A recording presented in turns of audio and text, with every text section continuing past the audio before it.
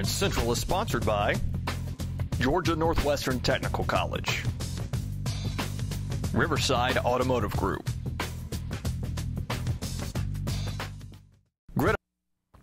Welcome to the Gridiron Central Scoreboard Show. We have 2 weeks of the season left to go before the playoffs begin. The playoff picture is starting to look a little bit clearer for some teams. Still not completely unmurkified. I'm not sure if that's a word, but I just made it up. If not, we'll talk about all that. Got some key scores to go over, including a couple of upsets that will throw everything all a Twitter with, or whatever you want to call it, without a doubt. Starting up in Calhoun where, well, guess what? This one wasn't even close. Calhoun 53, Armurchie nothing. Calhoun wins its Calhoun wins its 23rd consecutive game. Yellow Jackets just rolling along. Will be 10-0 more than likely when they reach the playoffs. Cedartown 49, Cass 35. The Bulldogs stay alive. Their playoff hopes again. They have to have some help, and they have to beat Gilmer County next week. We'll have highlights of this game later on. Most notably, Nick Chubb ran for 395 yards tonight, adding to his already very large total. Pepperell 28, Chattooga 21. The Indians not going quietly into that good night. Pepperell had to score a late touchdown to win this one. Dalton 33, Heritage 22. Heritage putting up a little bit of a fight for the Catamounts. Ridgeland 42, Lafayette nothing. This win solidifies Ridgeland's hold. They are your Class 4A Region 7B sub-region champions. They will be playing not next week, but the next week in the region championship game. We're not sure who their opponent's going to be quite yet. We'll talk about that on the Wednesday preview show, and actually we won't know until the end of next week. LFO 47, North Murray 35. The Warriors stay alive for a possible playoff spot. Ringgold 40, Coahulla Creek 0. Ringgold might be alive also for a possible playoff spot, all depending on how other teams fare. Rockmart 54, Douglas nothing. No problem for the Yellow Jackets, who again are staying alive for a possible shot at the AAA playoffs. Rome 35, Lithia Springs 14. Rome has a solid hold on the number 3 seed in its region. They have 2 games left to go against teams that do not have winning records. Wolves hoping to finish the regular season 8-2. Unity Christian 42, Young Americans 7. This gives Unity Christian the number 2 seed going into next week's ICSGA playoffs. They're the number 2 seed from the North region, They will be hosting Community Christian next Friday at Ben Brady Field at Shorter. This will be a rematch of a game we actually brought you on Gridiron Central 4 or 5 weeks ago. It was a 20-13 win by Community. Their defense had to have, by Unity, their defense had to have 2 key stands over Community. We'll talk about that more on the Wednesday preview show. Model 22, Coosa 7. Model Blue Devils moved to 4-1 in Region 7 AA play. Coosa falls to 2-3, but they have 2 winnable games left. Model and Coosa are right in the thick of things to try to get either the number 3 or number 4 spots from Region 7 AA into the AA playoffs. Model has Calhoun next week, finishes the season against Dade County. Blue Devils need a win against Dade County to ensure themselves of the number 3 spot. Gordon Central 59, Sonoraville 18. The Warriors bouncing back after last week's tough loss to Cartersville. Tryon 6, Gordon Lee nothing. Big win for the Bulldogs in this one. Gordon Lee has now lost to both Darlington and Tryon. Tryon, with this win, might inch their way back up the power rankings for a possible chance at the public school single-A state playoffs. Cartersville 45, Adairsville 3. And probably the upset of the night, I don't think anyone was looking for this one. Mount Zion 20, Darlington 17. Mount Zion now, if Mount Zion beats Gordon Lee next week, they will be the sub-region champions and play for the Region 6A title, meaning that Darlington, if that's the case, there's nothing Darlington can do now. They've lost. They will probably beat Southwest Atlanta Christian next week, but unless they get some help, the Tigers will not win a 4th consecutive region title, and it will also make their playoff hopes. Darlington will still be in the playoffs, but their seeding will be a lot worse than what it would have been had they won this game. After our commercial break, we're going to bring you some highlights from Model's win over Coosa and Cedartown's win over Cass. Stick around.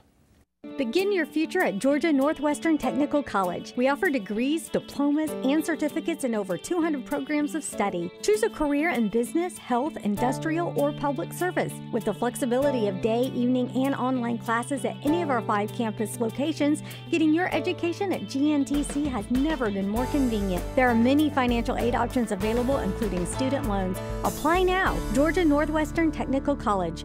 Your college, your town, your future.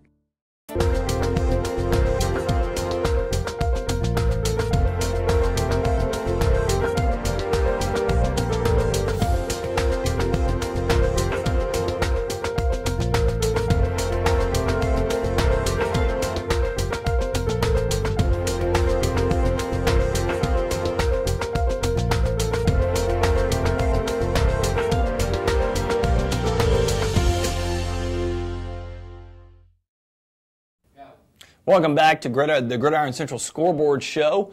We always like to thank our sponsors, Georgia Northwestern Technical College. I tell you what, I'm not on my A game tonight. And Riverside Automotive Group, they've been sponsors of their show almost since its beginning. We were out on the field covering 2 or 3 key games tonight.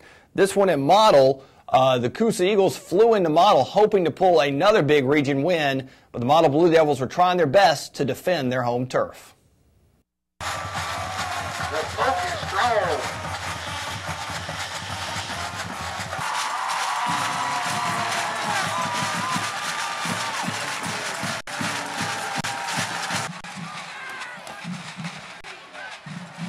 Touchdown Eagles, number 6, Denver Penny.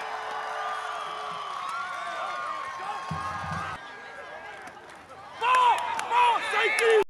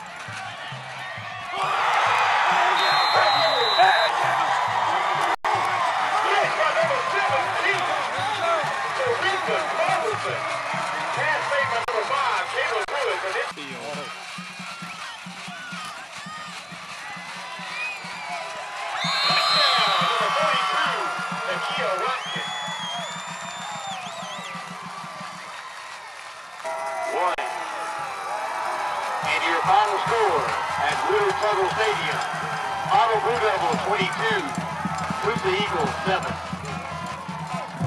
Thanks for coming out.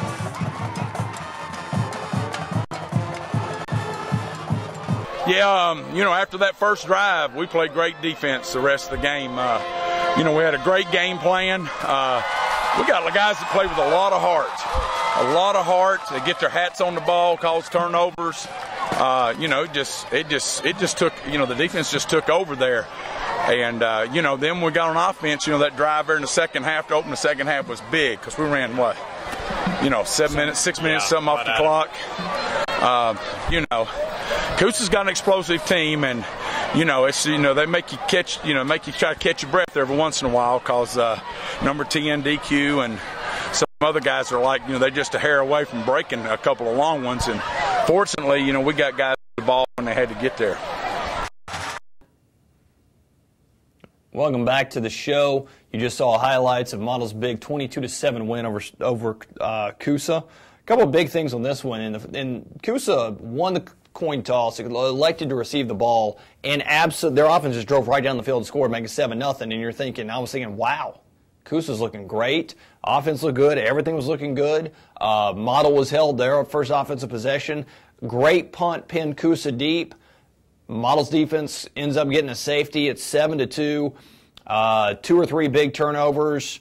Made it, and a big catch in the back of the end zone late in the second quarter. Put Model up 15-7. Start the second half. Model gets the ball. They methodically move down the field on offense. Score, making it 22-7. Not only did they do that, they took 7 minutes off of the clock in that opening drive. In all honesty, that was a straw that broke the camel's back. Coosa's offense really couldn't get anything going. Model's defense looked extremely good tonight. I've seen Model a couple of times this year, and I will say this is the most complete game I've seen the Blue Devils play the entire time. Take nothing away from Coosa. Coosa's a young team. You know, Coosa looked good at times. Obviously, you know, 2 or 3 turnovers is going to kill any team. A couple of bad penalties, it happens. The key thing here is Coosa, if they can win their next 2 games, they have a great shot at the number 4 spot and possibly even the number 3 spot, depending on how things fall in the playoffs out of Region 7 AA going into the AA playoffs. So look for Coosa, good there. Model, they have to play Calhoun next week. Obviously, I mean, without predicting this, you know, no one's beaten Calhoun in a long time in region, almost 10 years. I don't think Model's a team to do it. They might play them close, and it would not surprise me at all. Model then ends the season at home against Dade County. That's a must-win game for the Blue Devils. If the Blue Devils win that game, that should assure them of the number 3 spot in the playoffs. If they lose that game, there could be a crazy 3-way tiebreak. It all just depends on what happens next week before the final week. But that being said, this is one of the better Model teams I have seen since Gridiron Central began 6 years ago. I think this is the best Model team I've seen since then. And, you know, big wins for them. Another game we were at tonight, Kevin Myrick was down in Cedartown, where the Bulldogs really needed a big win over region foe Cass.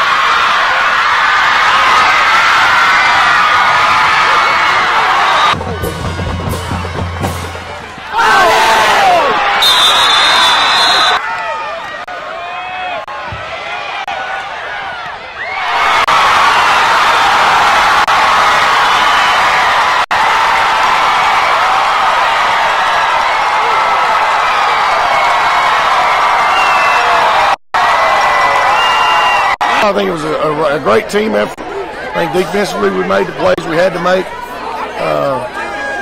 You know, offensively we played really good up front. Our pad level, our intensity up front, our blocking was really good, and then of course, you know, our backs did a good job holding on to the ball, running hard, and you know, Nick was Nick.